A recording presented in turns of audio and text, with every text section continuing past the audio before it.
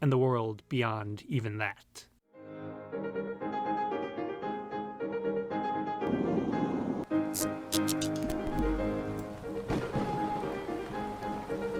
The word Arctic and its antipode, Antarctic, come from the Greek arctikos, derived from arctos for bear in Greek. The association with bears comes from both the northern regions and the North Star, Polaris' location to the north.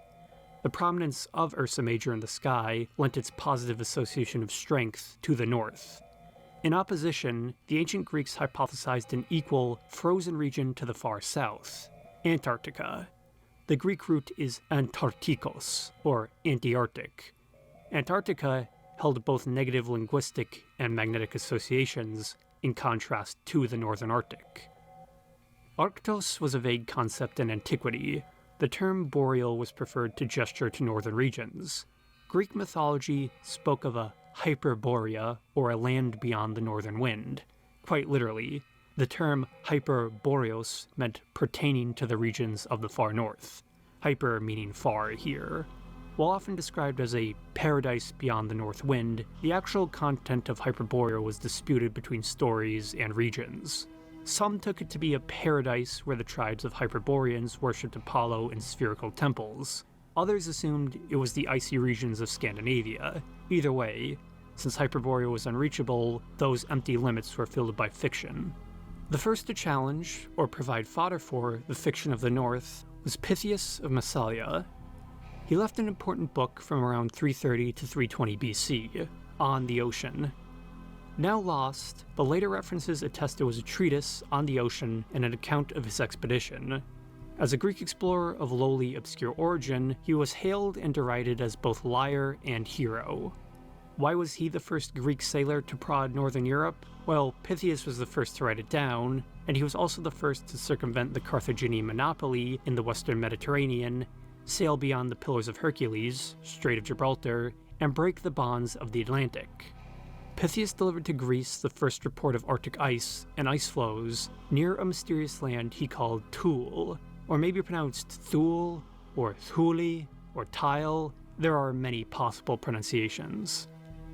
The Greek astronomer Geminus of Rhodes preserved one excerpt from Pytheas's On the Ocean, where he claimed, "It seems that Pytheas of Massalia came also to these far northern regions. At least, he says in his treatise On the Ocean.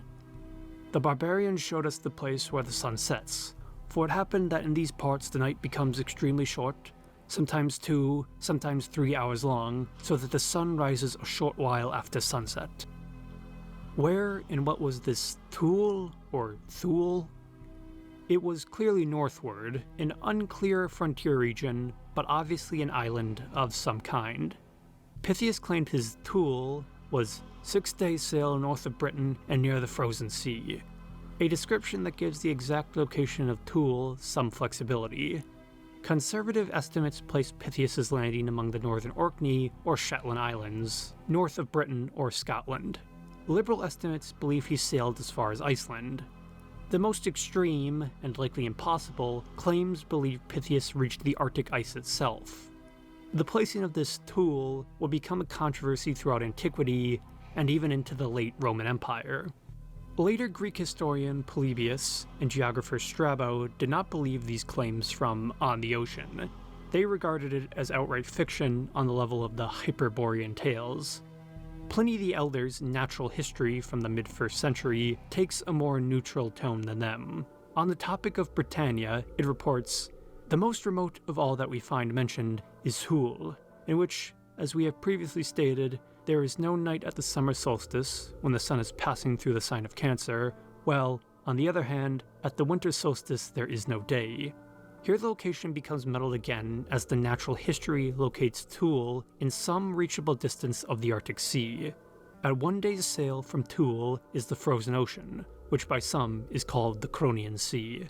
The Roman historian Tacitus would report a Roman fleet sighted Thule, but by the end of the 1st century, Tacitus's Thule was likely not the same as Pytheas's Thule, or the idea of what Thule exactly was. By then, the island was abstracting into complete fiction. In the Pythian, or Pythian Odes, 500 years earlier, Pindar, prior to Pytheas, had skewered this controversial north with the line, "But neither by taking ship, neither by any travel on foot, to the Hyperborean folk shalt thou find the wondrous way."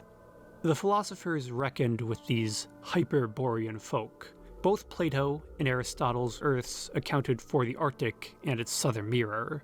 Both theorized the far north and far south should be the coldest regions on the planet, though both also claimed the equator would be uninhabitable due to intense heat.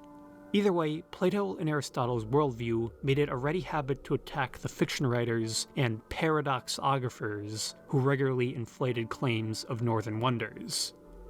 The paradoxographers were a kind of writer in the ancient world who recorded or invented wondrous claims, their regular settings being distant lands, hard to prove or disprove due to their distance. One point of contention was the reality of Hyperborea. Herodotus, well known for indiscriminately recording any claim in his histories, repeated the Hyperboreans lived northward of the Scythians in the Asian steppe and kept griffins which guarded gold, supposedly. Aristotle countered this by saying these griffins were simply vultures who hoarded gold. And the more extraordinary, Hecataeus of Miletus, according to Diodorus of Sicily, reported the Hyperboreans were a Titan race descended from the Titans of Olympus, perhaps giving them the proportions of giants due to their bloodline, but descriptions of the Hyperboreans vary. If the skeptical Hecataeus believed any of these extraordinary claims is unclear. These stories were repeated by later writers, though intermixed with elements of actual truth. Such strange distortions can be attributed to the ancient Greeks' distaste for pure fiction, as it were. Ancient fiction had to be prefaced with some element of pseudo-history in either setting or character. Paradoxographers laundered wonderful tales as history to avoid the bias against pure fiction, or to just make a buck on the gullible public, an intermingling which would long color the perception of the polar regions. Antiphanes of Verga was the most notorious of the ancient paradoxographers, regarded as a questionable tale-teller even during his life. Antiphanes' name became synonymous with unbelievable stories. In the 4th century BC, he published the Apista, or Unbelievable Things, a major document of the paradoxographers' genre of fantastical tales. Though lost, Antiphanes' Apista presented his stories as undeniably true, which lent them an air of credibility. Because of that, his Apista was referenced as legitimate and parodied for centuries after his death. The main derivative of Antiphanes' Apista was Antonius Diogenes' The Wonders Beyond Thule, from the 2nd century AD, a pseudo-historical romance about fabulous adventures beyond Ultima Thule into the realms of sun and moon. Unfortunately, The Wonders Beyond Thule is lost too, a common issue which repeats here. Much of the writing and writings that reference each other are lost. The Wonders Beyond Thule remains only in synopsis by the Christian Photios of Constantinople. Antonius, through a complicated story within a story in his novel, claimed his work came from ancient sources recovered from stone tablets. It was likely sarcastic. Sarcastic or not, the Roman writer Lucian of Samosata, Antonius's contemporary, would parody The Wonders Beyond Thule with his own adventures beyond Thule, the True Histories, otherwise known as A True Story. It is obviously not. Lucian was well known for his sarcasm.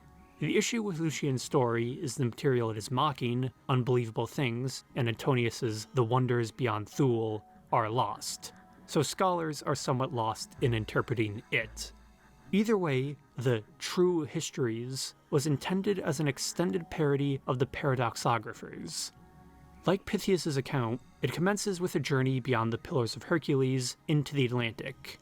It next involves phenomenal events as varied as ascending to the heavens through a whirlwind, wars between the peoples of the sun and the moon, and journeys to the islands of paradise, which involve meeting both Homer and Odysseus.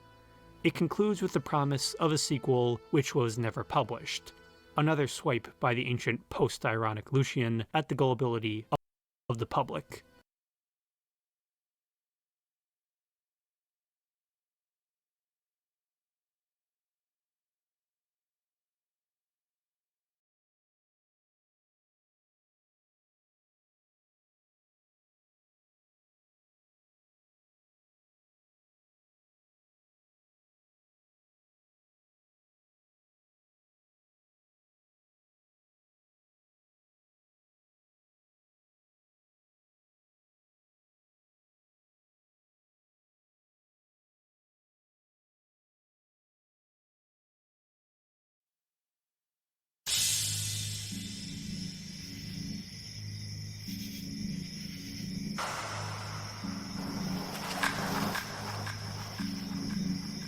You say shapeshift. Do you believe that love can make a man shapeshift?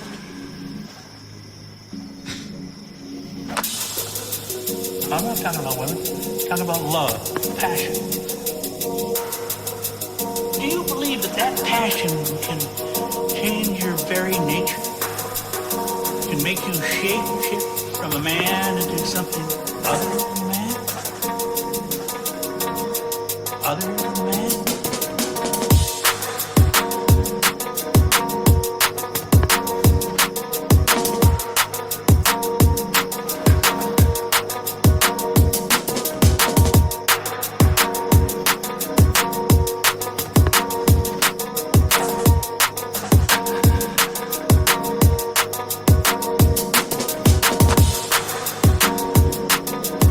Talk about love.